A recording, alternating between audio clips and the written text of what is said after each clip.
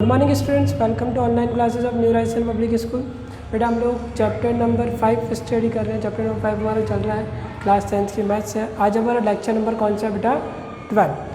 Previous lecture में हम लोगों ने मिसलेनियस एक्सरसाइज स्टार्ट कर दी थी, जिसका क्वेश्चन नंबर फर्स्ट हम लोग कंप्लीट कर चुके हैं। ठीक है, क्वेश्चन नंबर सेकंड पहले मैंने यहाँ पर नोट डाउन कर दिया है कि 18a b and -3 are in ab, then find a plus b। अब यहाँ पर मैं आपको दो तरीके बताने वाला हूँ इसको सॉल्व करने के।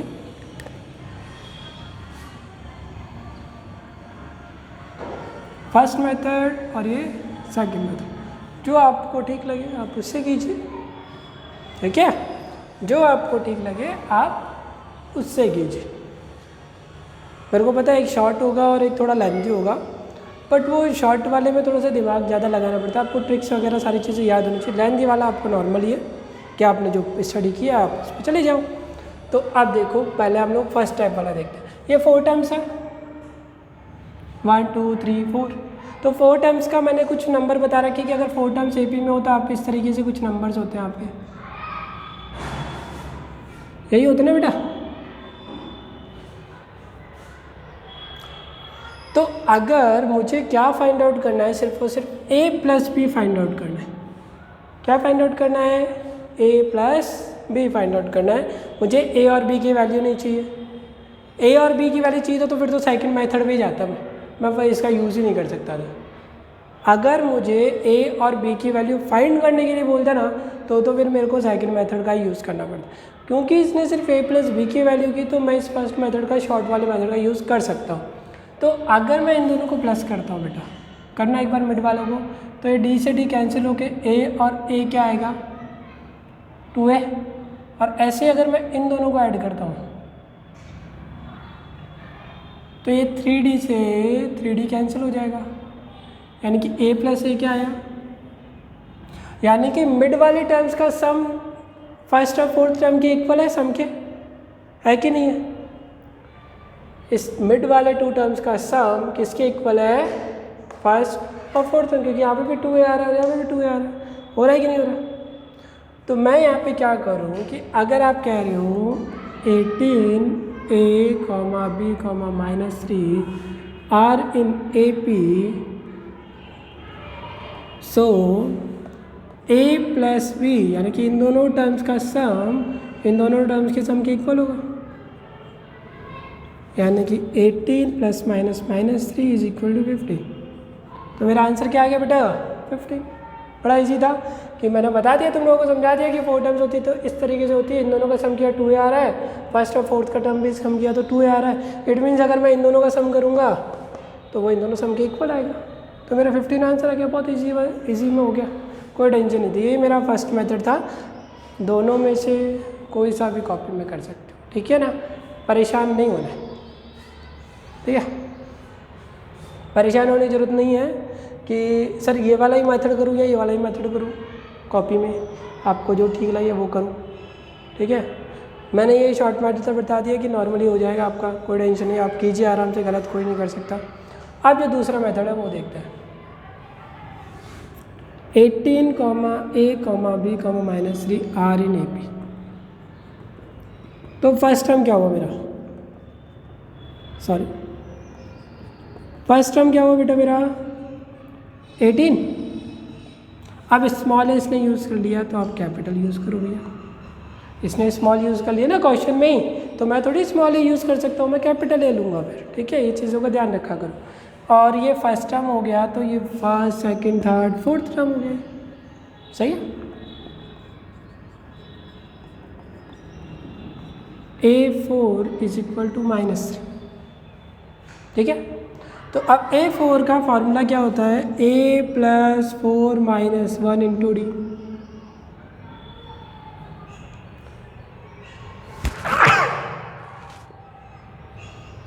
सॉरी बेटा, A की वैल्यू क्या हुई? 18, 4 - 1 3, प्लस 18 शिफ्ट होगी किसका हो जाएगा?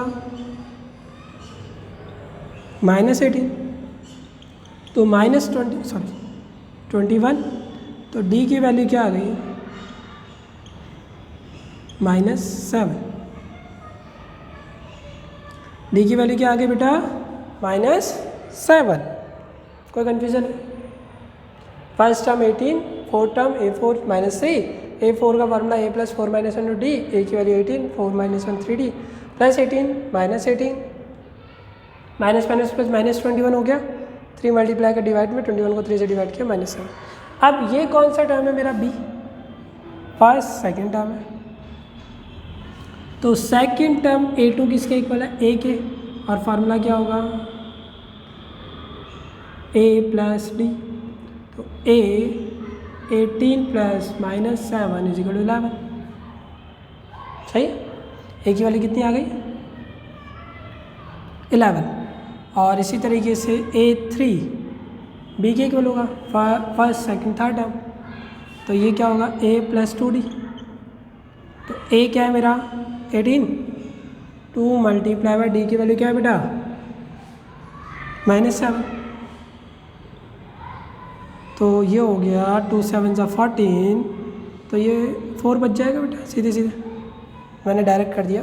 2 7 14 -14, 18 - 14 4 हो गया। तो A तो कितना आ गया बेटा?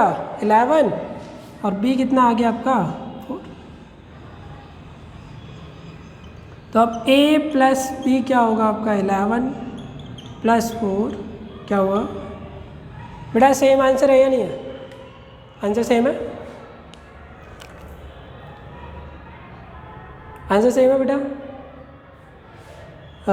A 11 आ गया, B 4 आ गया, 11 +। अब आप कहोगे सर ये तो बड़ा ही, तो ये देखो सर 3 लाइनों में 2 लाइनों में फिनिश हो गया और यहाँ तो पूरी रामायण हो गई। बेटा बात वही है, बात चीज़ें आपको ध्यान रखनी पड़ेगी कि इन दोनों का सम इन दोनों के इक्वल है। या आप नॉर्मली भी जा सकते हो कि यार AP में है तो ये फर्स्ट टर्म होगा, ये फोर्थ टर्म होगा। फोर्थ टर्म से मैंने D की वैल्यू निकाल ली, और उसके बाद मैंने सेकंड टर्म और थर्ड टर्म निकाला और दोनों का सम कर दिया। तो ये नॉर्मल जैसा हम लोग करते वैसा गए, और यहाँ पर हमने ट्रिक लगा दी कि भैया इस मिड वाले टर्म का सम फर्स्ट और थर्ड के सम के इक्वल होगा। कोई कन्फ्यूजन नहीं है? ओके, चलिए अब आप स्क्रीनशॉट ले लीजिए इसका, मैं हट जाता हूँ बीच में से। हट गया।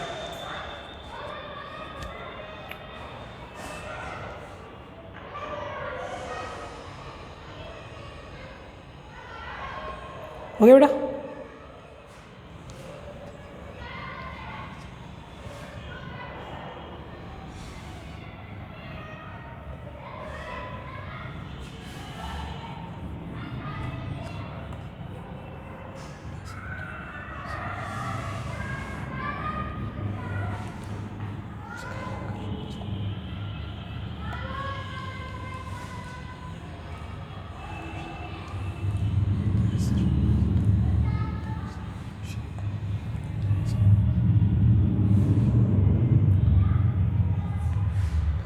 ओके बेटा, तो सेकंड क्वेश्चन हो गया। थर्ड क्वेश्चन है आपका,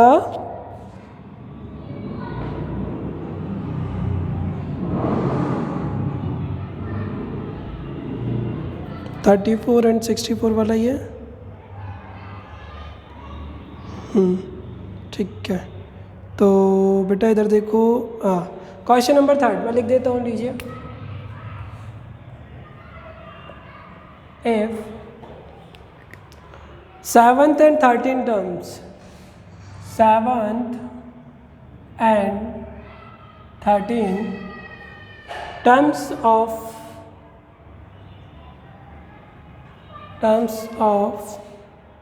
an AP are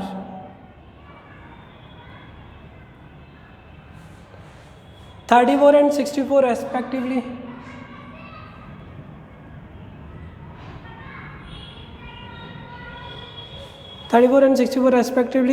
Then its 18th term is,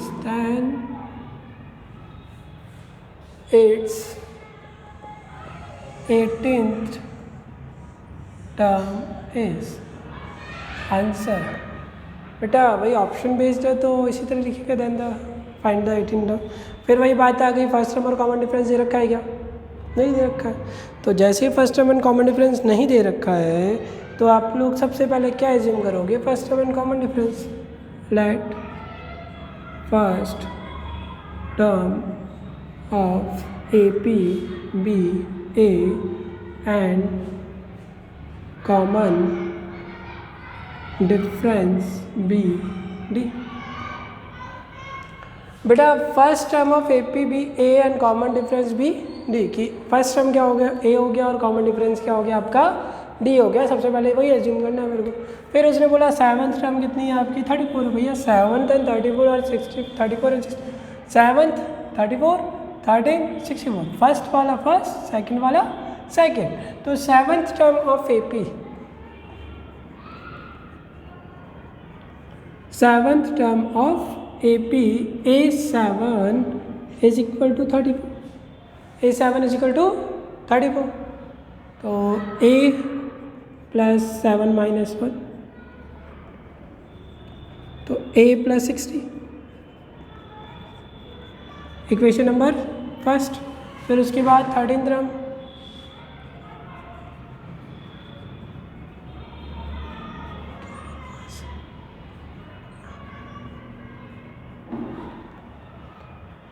तो 13 टर्म का फॉर्मूला क्या होगा बेटा a plus 13 minus 1 into D is equal to 64। तो a plus 12d is equal to 64 equation number second. भाई 7th टर्म बोला तो a प्लस 7 माइनस 1 तो 7 माइनस 1 6 हो गया और 13 माइनस 1 12 हो गया। अब इक्वेशन सेकेंड में से फर्स्ट को सब्ट्रैक्ट कर दो। तो a plus 12d is equal to 64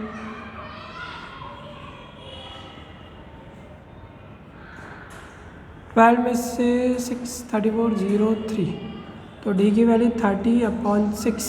D की वैल्यू क्या आ गई बेटा 5 आ गई। डी की वैल्यू क्या आ गई बेटा 5। तो बेटा सब्ट्रैक्ट करोगे सेकंड में से फर्स्ट को साइन चेंज किए ऐसे ही कैंसिल। 12 में से 6 को सब्ट्रैक्ट किया 6 64 में 34 को सब्ट्रैक्ट किया 30 6 मल्टीप्लाई का डिवाइड में 30 को 6 से डिवाइड किया 5। अब अगेन अब टी की वैल्यू को पुट करेंगे किसमें इक्वेशन नंबर फर्स्ट में।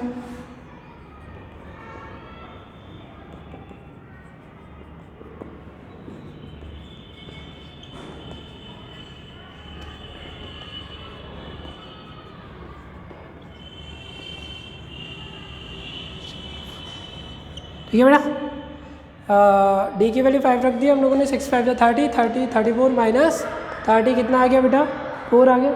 कोई प्रॉब्लम नहीं है। तो ए और डी आ गया हमारे पास। अब इसके बाद देखना मुझे क्या फाइंड आउट करना। तो इसने बोला कौन से टर्म फाइंड आउट करो 18 टर्म। तो मैं कहाँ करूँ इसको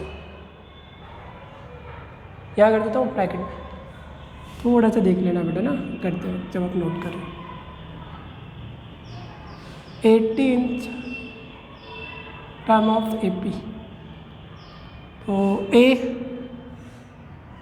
4 प्लस 18 माइनस 1 और डी क्या है 5। तो 4 प्लस 17 मल्टीप्लाई 5 तो 4 प्लस 85 तो 89 हो गया। ठीक है बेटा सही। जल्दी से स्क्रीनशॉट ले लीजिए। कोई प्रॉब्लम होगी नहीं क्योंकि कई बार आप इस चीज़ को एक्सप्लेन में ले चुके हो।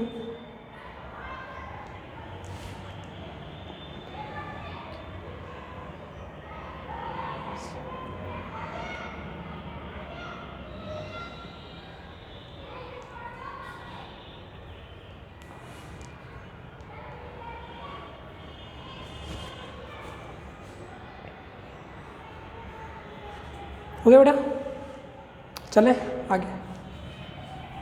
थोड़ा सा देख लिया करो क्योंकि बोर्ड कई बार छोटा पड़ जाता है उस हिसाब से हम लोग कर देते हैं इधर उधर।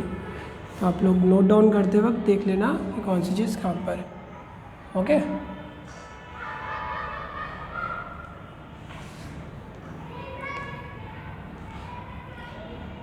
बेटा लेक्चर्स का वीडियो लेक्चर्स का फ़ायदा ये भी है कि आप कई बार अपने कितनी बार भी आप वीडियो को दोबारा देख करके अपनी चीज़ें क्लियर कर सकते हो अपने डाउट क्लियर कर सकते हो।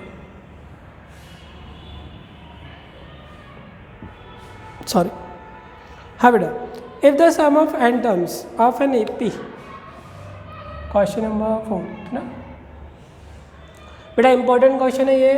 और तुम्हारे जो प्रीवियस मतलब प्रीवियस आपने 5.1 से 5.3 आपने स्टडी किया है उसमें ये कहीं नहीं है। ठीक है if the sum of n terms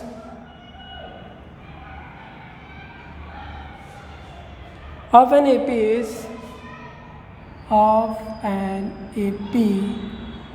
is 3n square plus 5n. 3n square plus 5n. Then which term of series is 164? Then which term of AP is 164?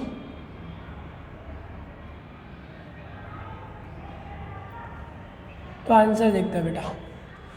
तो मेरी बात वहीं आती है बेटा कि मेरे पास जब तक ए और डी नहीं है तब तक मुझे मतलब ही नहीं है क्या फाइंड आउट करना है, ठीक है। अब ए और डी के लिए कुछ ना कुछ इतना है कि ए और डी आप इस तरीके से फाइंड आउट कर सकते हो। तो अब कैसे करना है देखिए।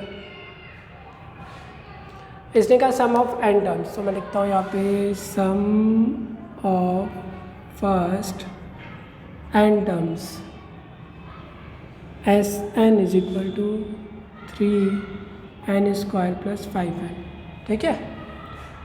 इसी का यही गिवन है और कुछ तो गिवन भी नहीं है मेरे को, है ना। तो sum of first n term S N is equal to 3n square plus 5n given, okay.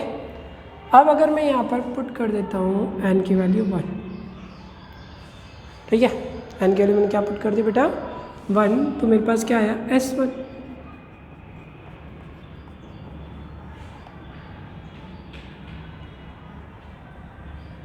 अच्छे से देख लेना बेटा ना। तो S1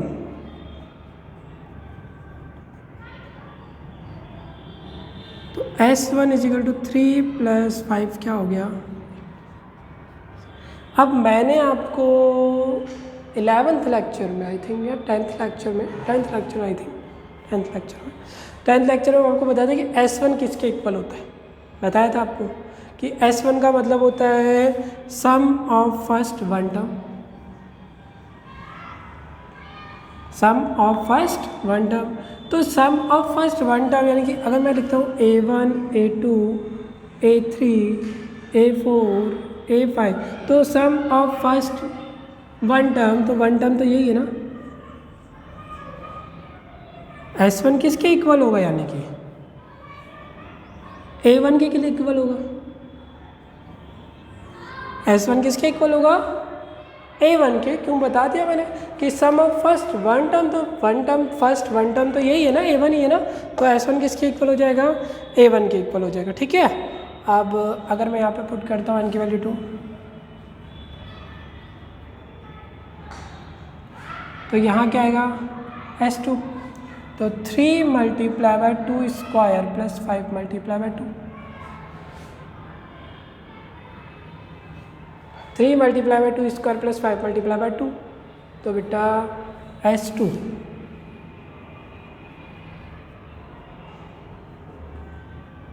3 4 जो 12 5 2 जो 10, S2 क्या हो जाएगा बेटा 12 प्लस 10 कितना हो गया 22। अब S2 का मतलब क्या होगा सम ऑफ फर्स्ट 1 की जगह क्या आएगा 2। तो फर्स्ट टू टर्म्स कौन कौन सी होगी A1 एंड A2, ये दोनों ही होगी ना। Sum of first two term, first two terms कौन सी होगी मेरी A1 एंड A2, यानी कि S2 जो होगा वो किसके इक्वल होगा A1 प्लस A2 के। सिर्फ A2 के नहीं होगा बेटा, ये आप गलती करते हो बहुत ज़्यादा। मैं देखो जो चीज़ें हम लोग पढ़ाते पढ़ाते जो चीज़ें आप मिस्टेक करते हो हम लोग पहले ही बता दें कि A1 प्लस A2 है ना। तो S2 को A2 के इक्वल मत रख देना। S2 मतलब sum of first two term, A2 मतलब ओनली सेकंड टर्म। तो S2 यानी कि sum of first two term, तो फर्स्ट टू टर्म्स कौन सी है मेरी A1 एंड A2 है, तो दोनों के सम के इक्वल होगा वो। S2 किसके इक्वल होगा A1 प्लस A2 के। कन्फ्यूज़ होने की ज़रूरत नहीं है, ठीक है। आप लोग 90% एग्ज़ाम टाइम में या जब हम लोग देते हैं आपका एवोल्यूशन करते हैं किसी भी तरीके से, तो आप लोग क्या करते हो S2 को A2 के इक्वल रख देते, ये मत करना बेटा, ठीक है। तो A1 प्लस A2 क्या आ गया 22 आ गया। अब a1 की वैल्यू तो मेरे पास है ऑलरेडी, कितनी है 8 है, तो मैं पुट कर देता हूँ। तो 8 plus a2 is equal to 22, 8 plus a2 is equal to 22, तो प्लस 8 शिफ्ट होके किसका हो जाएगा बेटा माइनस का 8, तो 8 2 कितना हो गया 14, a2 कितना आ गया बेटा 14 आ गया, कि a1 की वैल्यू मेरे पास थी, मैंने सब्स्टिट्यूट कर दी, तो 8 प्लस का शिफ्ट हो गया माइनस का, 22 में से 8 को सब्ट्रैक्ट किया तो क्या आ गया मेरे पास 14, कोई कन्फ्यूजन नहीं है। अब मेरे पास a1 और a2 आ गए, क्या आ गए। अब मैं फर्स्ट टर्म और कॉमन डिफरेंस फाइंड आउट कर सकता हूँ इजीली।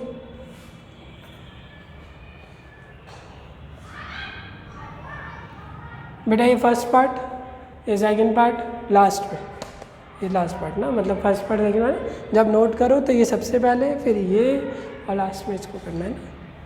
तो फर्स्ट टर्म क्या हुई बेटा,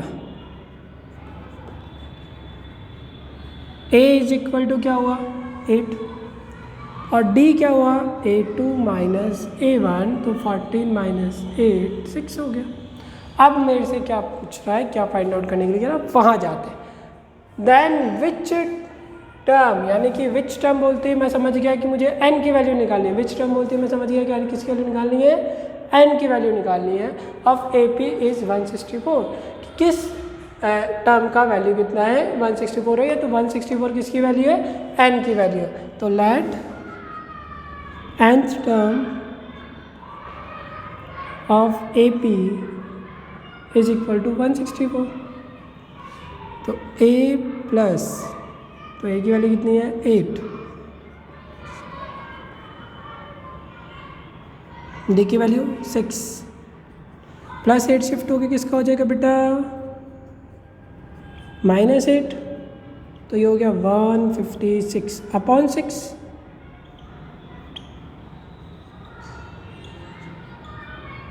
तो n की वैल्यू कितना आ गई बेटा 27। तो नंबर ऑफ टर्म्स कितनी हो गई बेटा, एक बार चेक कर लेते हैं हम लोग, 27। हाँ बेटा 27th टर्म क्या होगी आपकी 164 होगी। बेटा वही चीज़ लास्ट में आपको लिखना है, 27th term of AP is 164, आपको लास्ट में लिखवाता हूँ ना मैं, तो वो लिखना है 27th term of AP is 164। वापस से मैं सारी चीज़ें एक्सप्लेन कर रहा हूँ आपको बेटा,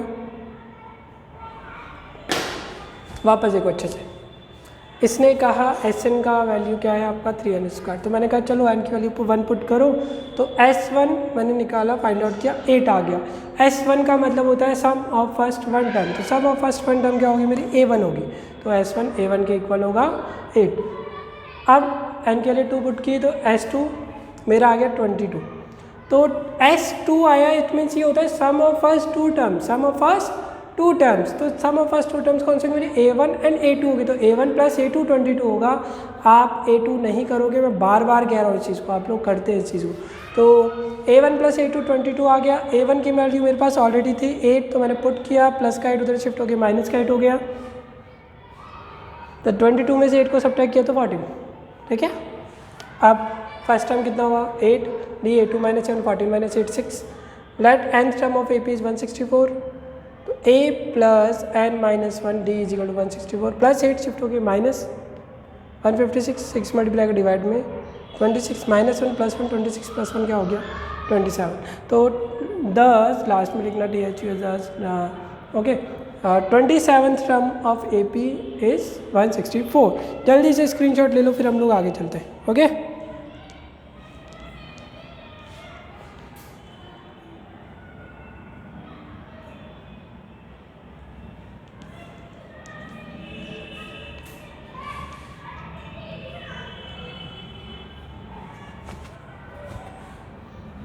बेटा हो गया स्क्रीनशॉट।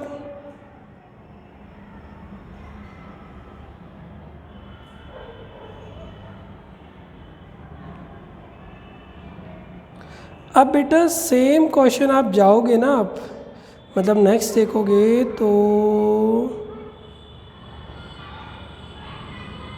1 मिनट,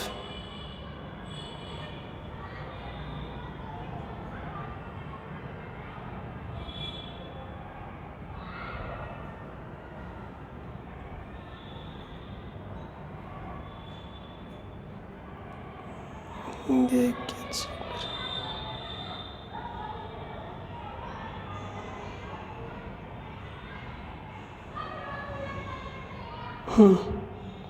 तो बेटा आप जब आपके नेक्स्ट क्वेश्चन देखोगे ना तो 14th जो क्वेश्चन है, क्वेश्चन नंबर 14th,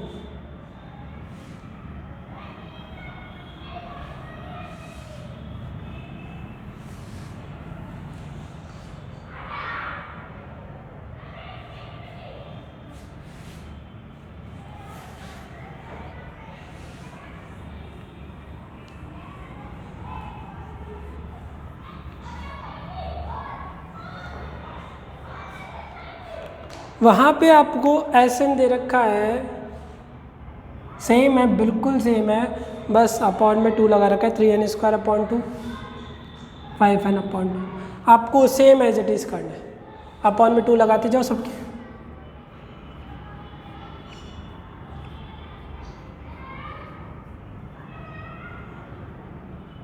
पूरा आ जाएगा, यहाँ अपॉन में 2 लगाओगे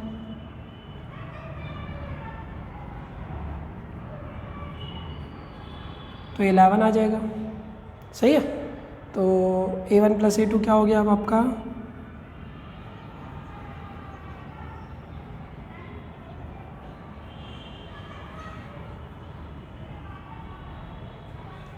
a1 + a2 क्या हो गया बेटा आपका 11। a1 की वैल्यू क्या है अब आपकी 4, तो 11 - 4 क्या हो जाएगा आपका 7। ठीक है, सेम है, तो वापस देख लो स्टार्टिंग से, अपॉन में 2 लगाओगे। क्वेश्चन नंबर 14 की बात कर रहा हूँ मैं, क्वेश्चन नंबर 14 सेम है, कोई चेंज नहीं है, बस अपॉन में 2 लगा रहा है, तो मैंने भी अपॉन में 2 लगा दिया सेम चीज़ में।